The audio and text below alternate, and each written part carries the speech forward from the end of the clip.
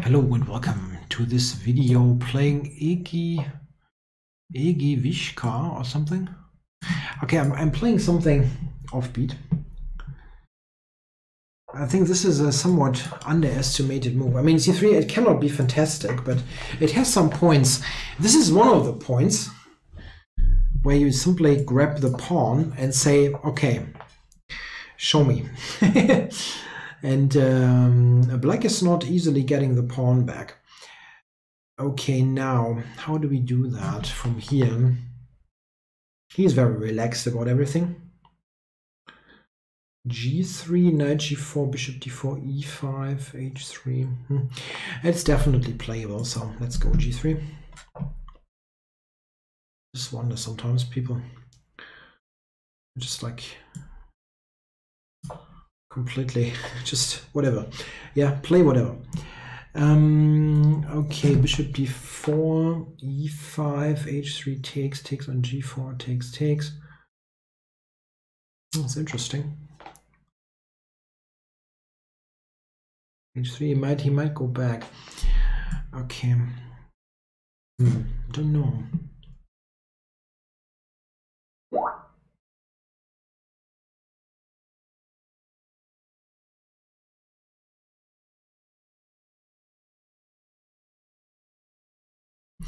Can also do this.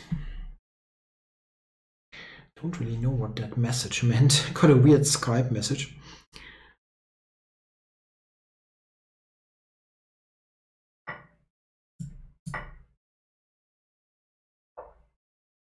Okay, so he's making a proper pawn sacrifice out of it.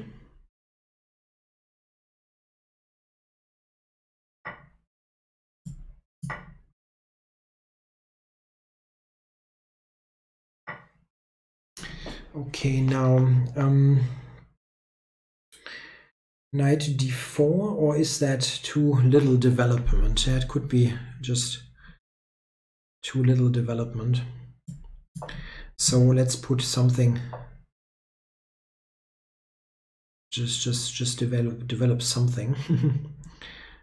Okay, d4. No, it's not yet a threat. e3. Yeah, e3. He might play d4.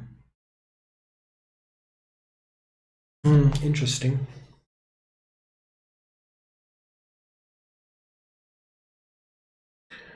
What is best here? Knight b3. No, that's not a problem.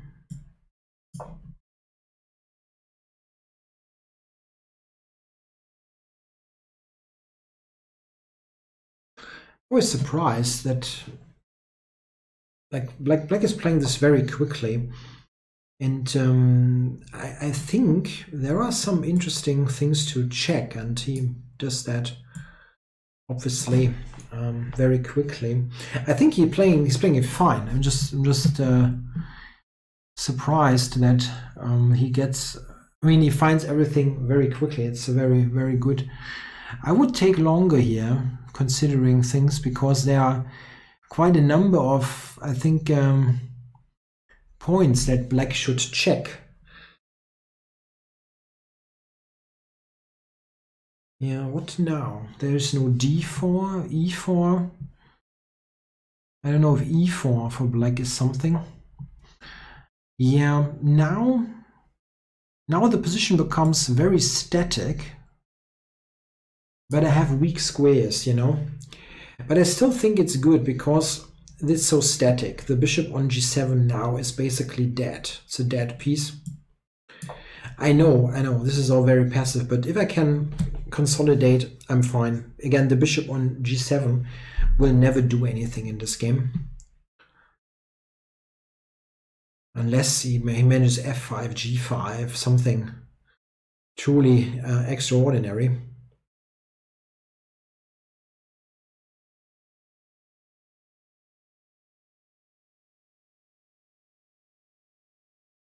Yeah, that is something he should consider, really.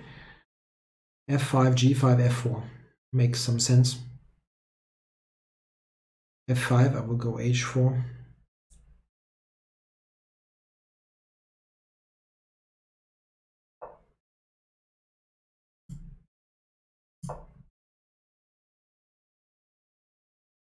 I have to do that to consolidate.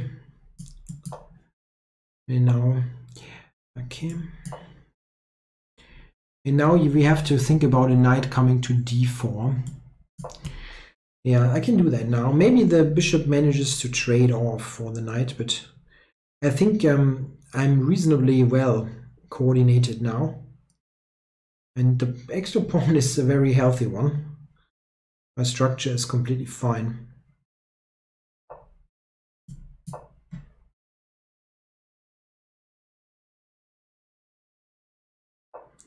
Still not easy to win or anything. It just requires precision to get to some sort of conversion stage.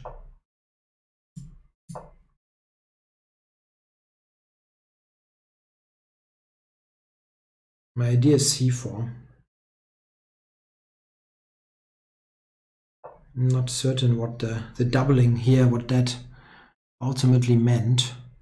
Maybe I can do it in a different way, like this. Yeah, now he has to take this. And after that, the d5 pawn is suffering. By now I'm up on the clock. Really? No, that has a problem. Now this is completely wrecked. The king side now gets killed.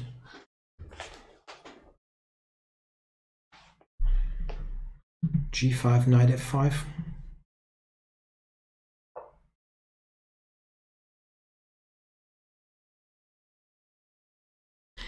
I don't like if he takes it, but there's no way really to prevent it. And it's still excellent for me. Yeah, this one. Threatening to take on g4 and on h6. This is also going to be more than enough.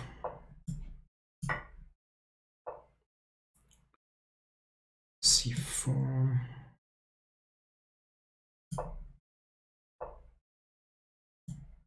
No, I can actually take first here.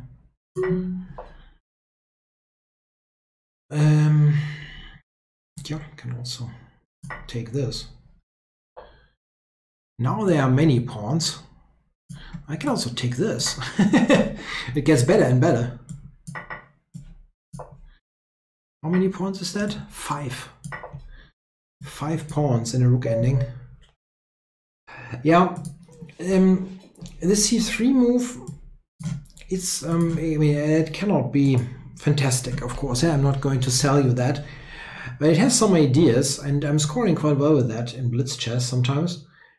One idea is that quite often people somehow stumble into a Slav exchange. Yeah? They take, and then all of a sudden they're in a Slav exchange and they have no clue. Yeah, they started with c1, c5. That is something that can be psychologically valuable. Get them into some territory that they don't know. And I get actually this quite often, where I can take and say, okay, yeah, what exactly are you doing there? Do you get this? Keep this pawn? And black can get it back, I think, but it's not so easy. We know of this from the Reti gambit, and I'm a full tempo up. And that is in fact not easy for black. You can also do this. It's offbeatish, but it's quite interesting. You can play this line. Sometimes people play this, after which I go into a London or a Torre with bishop g5. Again, this is nothing special, but it is a little bit different in terms of structure. After c5, you know that black is ready for e4 or for some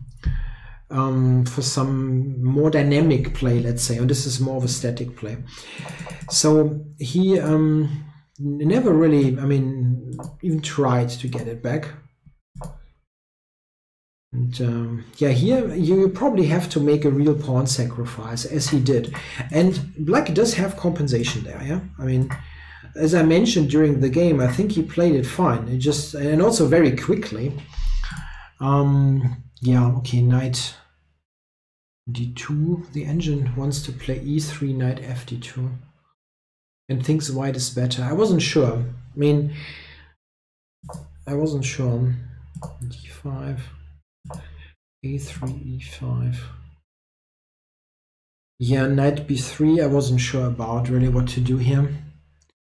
Maybe e3. And here he must have compensation. And I mean enough compensation. Yeah, e3. I'm not sure about e4. That is a very committal move. And it could be that, sorry, it is possible that I'm better here now because it is such a static position. He only has these weaknesses to play for. And if I can cover that or trade, then it's not such a big deal for black. The engine thinks I'm clearly better, basically. Again, I wasn't sure, but it is definitely possible. I think step by step now my position was improving. Now we went f5, h4. And here we're getting to the point where it is just comfortable. Knight comes to that good square. And get here. Yeah. I'm just step by step improving the position. King e6 didn't help, but it was already, I think, beyond repair. It is a pawn and I have the better structure with the bishop on g7 still looking very silly, so it was kind of hopeless. He has to get the compensation somewhere around here, where he definitely has some. That I think is quite clear. Okay guys, thanks a lot for watching.